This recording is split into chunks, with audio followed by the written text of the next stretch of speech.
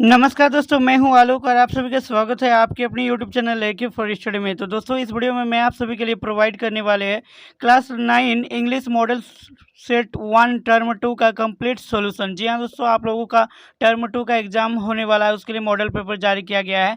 तो अभी तक दोस्तों हम लोग साइंस का सेट 1 देखे हैं और आप लोगों के लिए सोशल साइंस का सेट 1 सेट 2 भी अपलोड कर दिया, और इस वीडियो में आप लोगों को इंग्लिश मॉडल सेट 1 का कंप्लीट सॉल्यूशन बताने वाले हैं विथ एक्सप्लेनेशन के साथ। तो वीडियो में अंत तक बने रहेगा और आप लोगों से रिक्वेस्ट रहेगा, अगर इस चैनल पर पहली बार विजिट किए हैं तो हमारे यूट्यूब चैनल को सब्सक्राइब जरूर कीजिएगा और इस वीडियो को अपने फ्रेंड के साथ शेयर जरूर कीजिएगा और साथ में वीडियो को लाइक करना बिल्कुल भी नहीं भूलना है। तो चलिए दोस्तों, आज की इस वीडियो को शुरू करते हैं।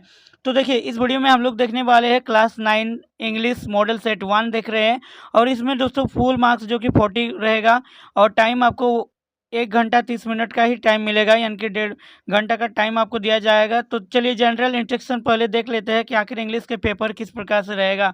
तो देखिए, the question paper contents 3 sections, reading, writing and literature. जी हाँ दोस्तों, आप लोगों का जो इंग्लिश का पेपर होगा वो 3 सेक्शन में बांटा रहेगा। एक तो रहेगा रीडिंग सेक्शन, दूसरा रहेगा राइटिंग सेक्शन और तीसरा आपका लिटरेचर रहेगा। तो हम लोग तीनों सेक्शन को कवर करने वाले, एक भी क्वेश्चन नहीं छोड़ेंगे। तो आप लोग वीडियो में अंत तक बने रहिएगा और सारे प्रश्नों को एक बार समझ लीजिएगा। देखिए, attempt questions based on specific instructions for each part, यानी कि प्रत्येक प्रश्न को उस प्रत्येक प्रश्न का जो कि उत्तर देना है उसके दिए गए निर्देश के आधार पर, यानी कि क्वेश्चन पर जिस प्रकार से निर्देश दिया रहता है उसी के आधार पर आंसर करना होता है। नेक्स्ट देखिएगा, पॉइंट यहाँ पर है, candidates are required to give their answers in their own words as far as पार्टिकेबल।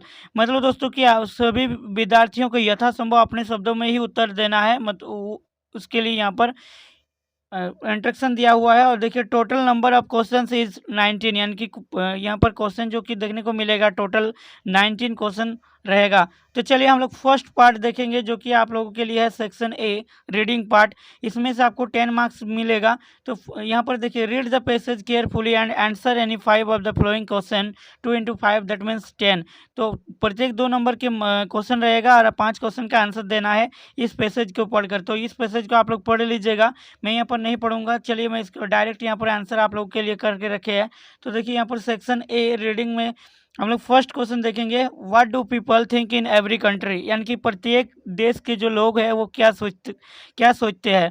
तो देखिए, यहाँ पर इसका आंसर हो जाएगा दोस्तों, in every country people imagine that they are the best and the cleverest and the others are not so good as they are, यानी कि प्रत्येक देश के जो लोग हैं वो कल्पना करते हैं कि वे सबसे अच्छे और चालाक है और बाकी जो है वो उतने अच्छे नहीं है जैसा वे है, इसका मतलब।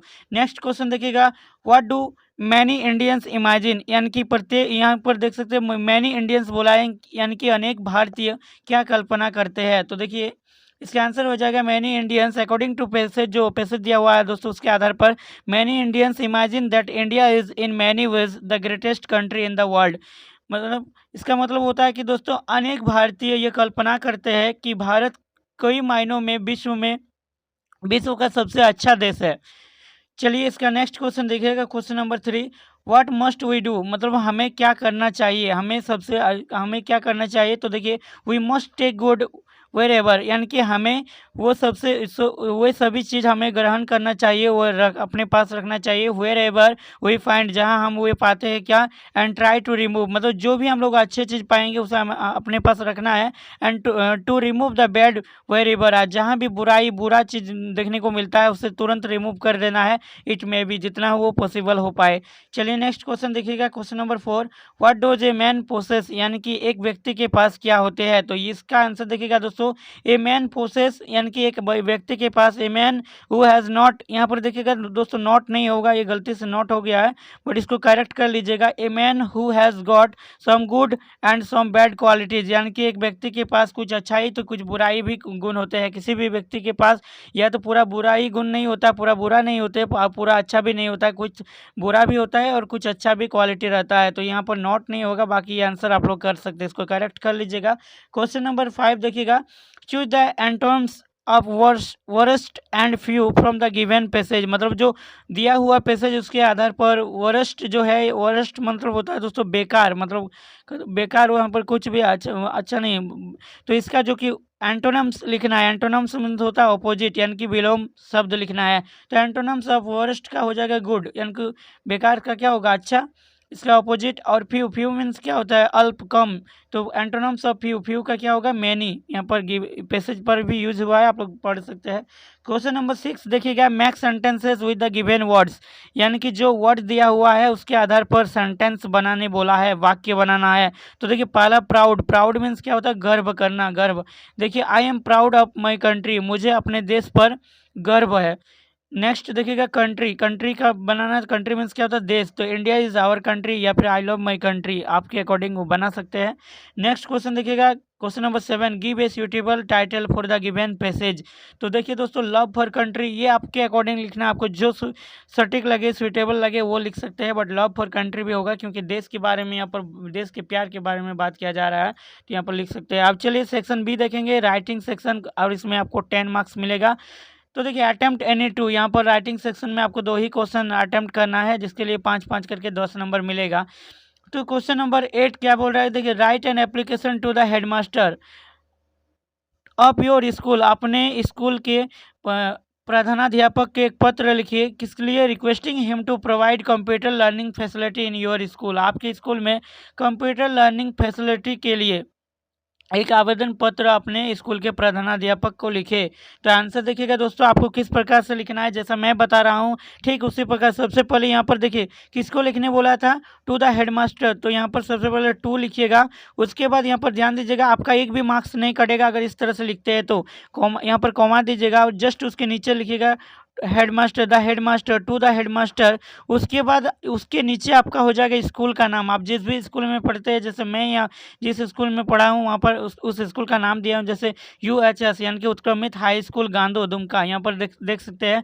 तो आपके अकॉर्डिंग यहाँ पर स्कूल का नाम दीजिएगा, आप जिस स्कूल में पढ़े होंगे। तो देखिए यहाँ पर उसके बाद सब्जेक्ट, सब्जेक्ट किस लिए, तो यहाँ पर ये सब्जेक्ट है, तो requesting him to provide computer learning facility in your school, तो यहाँ पर कर दिया requesting for computer learning facility in our school, क्योंकि आप खुद लिखिएगा तो यहाँ पर योर नहीं लिख सकते हैं, आपको लिखने के लिए बोला गया था, इसलिए क्वेश्चन में योर यूज किया था, यहाँ पर आपको आवर यूज करना होगा क्योंकि आप खुद लिखिएगा। और उसके बाद यहाँ पर फिर नीचे सर लिखिएगा और कॉमा दीजिएगा, और सर के जस्ट नीचे से कॉमा से नीचे से आपको ये जो अलग अलग हो गया, क्योंकि ये PDF जो है दोस्तों, PDF फॉर्मेट होते टाइम ये नीचे आ गया, बट सर के जस्ट बाद से आपको ये चीज़ लिखना होगा, जैसा कि मैं यहाँ पर आप लोगों को बता रहा हूँ। जैसे यहाँ पर देख सकते हैं दोस्तों, I would like to bring to your kind notice that we don't have the proper computer facilities in our school।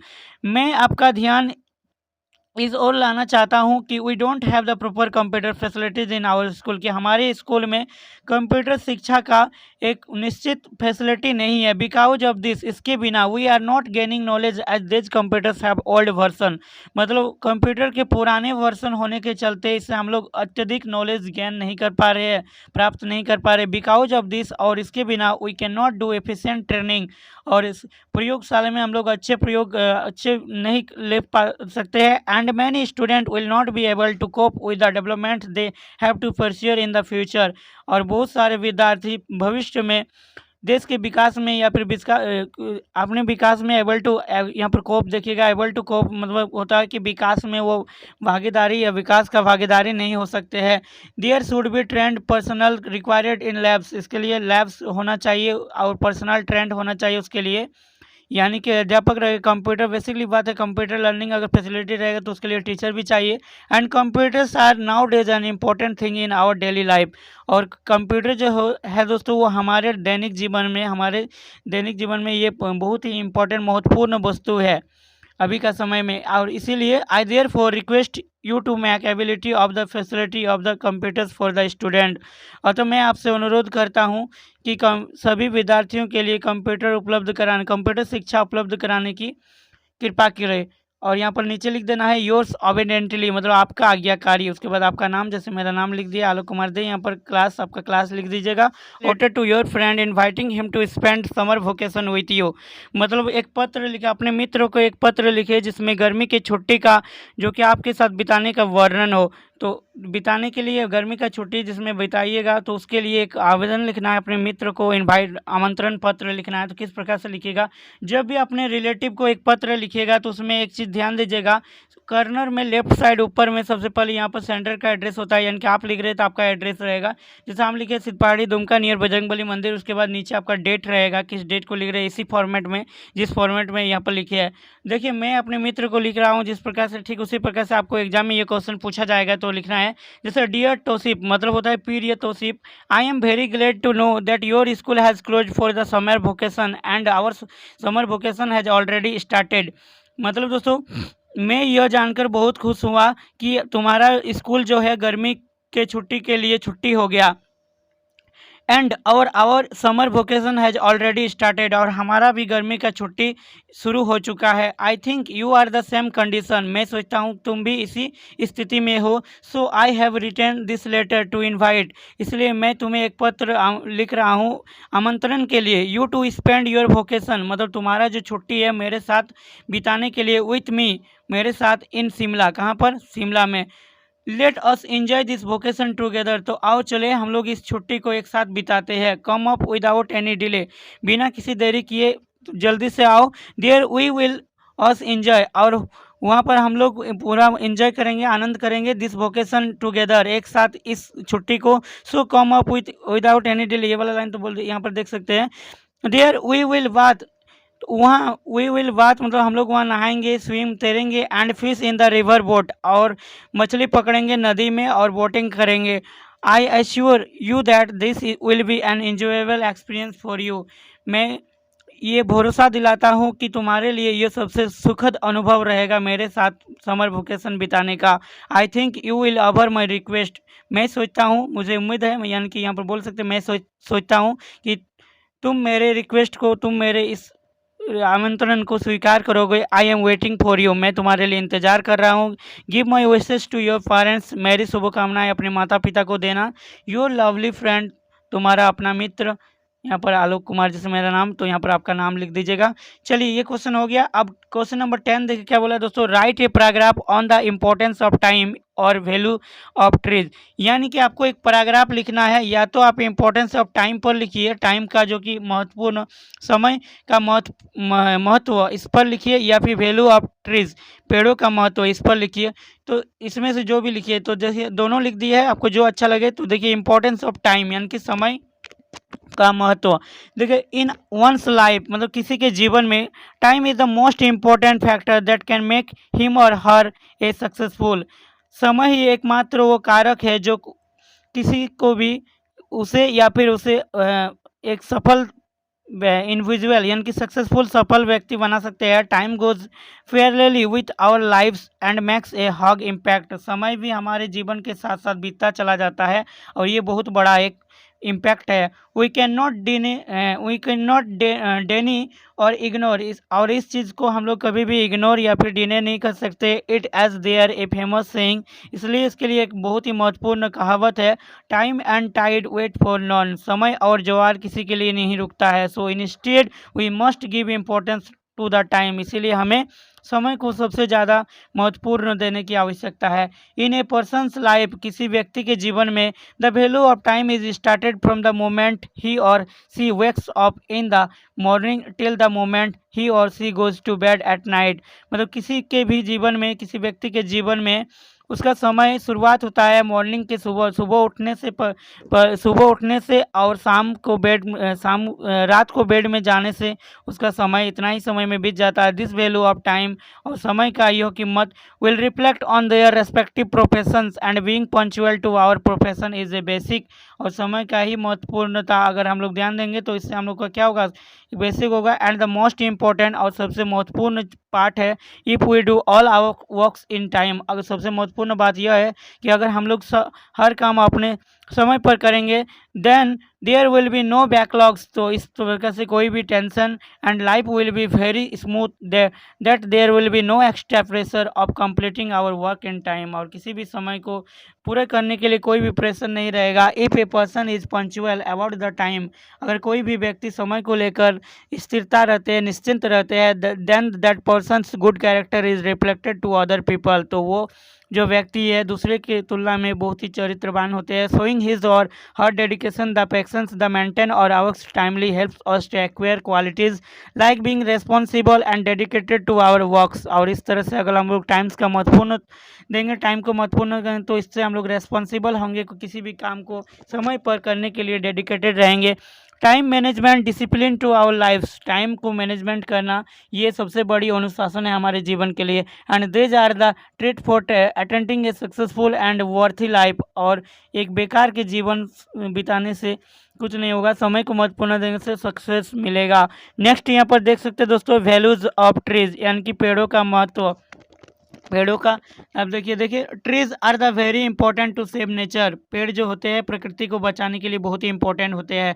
We get oxygen from them, हम लोग जो ऑक्सीजन है उसी से पाते हैं। And they observe the carbon dioxide, और पेड़ पौधे की कार्बन डाइऑक्साइड ऑब्जर्व करते हैं to maintain the violence in the air, और हवा के वायलेंस को मेंटेन करके रखते हैं। द स्टेबलाइजेशन ऑफ सोयल, और मिट्टी को भी बुरदार बनाते हैं, पकड़ के रखते हैं। आल्सो डिपेंड्स ऑन देम, और मिट्टी भी जो बुरदार रहते हैं, जो जकड़न रहते हैं, ये सारा डिपेंड करता है पेड़ पर ही। They are also responsible for rain which save us, और ये पेड़ ही रेस्पॉन्सिबल है बरसात के लिए, जो हमें सूखा से बचाते हैं। Save us from drought, they provide shelter to the world's wild life, और पूरा विश्व में जंगली जीवन को जो शेल्टर प्रोवाइड करते हैं पेड़ पौधा।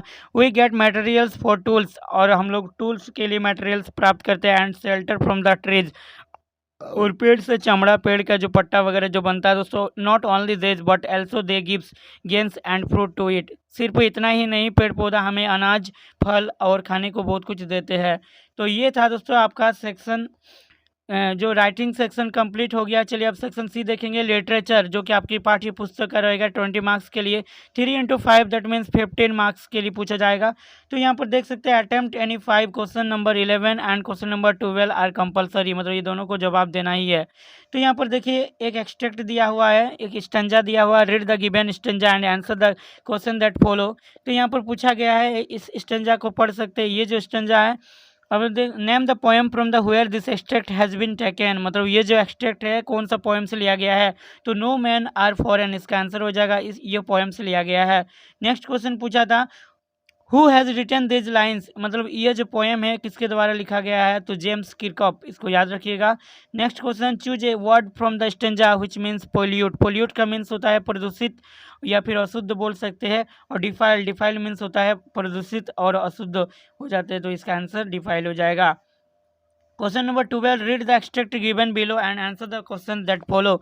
My father Jalaluddin had neither much formal education nor much wealth. Despite this disadvantage, he possessed great innate wisdom and a true generosity of spirit। तो देख सकते हैं दोस्तों यहाँ पर, who is the speaker in the above lines, ये जो आपका my childhood class 9 English book का है। माई चाइल्डहुड जो कि एपीजे अब्दुल कलाम की स्टोरी पर आधारित है। तो यानी कि बात किया जा रहा है कि who is the speaker in the above line, मतलब ये जो किसने, ये सारे के सारे लाइन किसके द्वारा बोला गया है। तो उसके पिताजी के बारे में बोल रहा है कौन, एपीजे अब्दुल कलाम। तो फर्स्ट का आंसर हो जाएगा एपीजे अब्दुल कलाम, देख सकते हैं। नेक्स्ट क्वेश्चन पूछा था, who did not have formal education. तो father of APJ Abdul Kalam Jamaluddin, उसके पास क्या था, फॉर्मल एजुकेशन नहीं था। Choose a word which means inborn in the given passage. Inborn का मीन्स होता है दोस्तों जन्मजात, या फिर हम लोग सहज उसको बोल सकते हैं। तो इसका मीनिंग हो जाएगा, इसका सेम मीनिंग देने वाला वर्ड है इनेंट, इसका भी मीन्स होता है जन्मजात या फिर सहज। चलिए नेक्स्ट क्वेश्चन देखिएगा, can a simple jab of the knife kill a tree, why not. तो बोला है कि क्या एक सिंपल चाकू का जो जैब होता है वो किसी पेड़ को काट सकता है, अगर नहीं तो क्यों नहीं।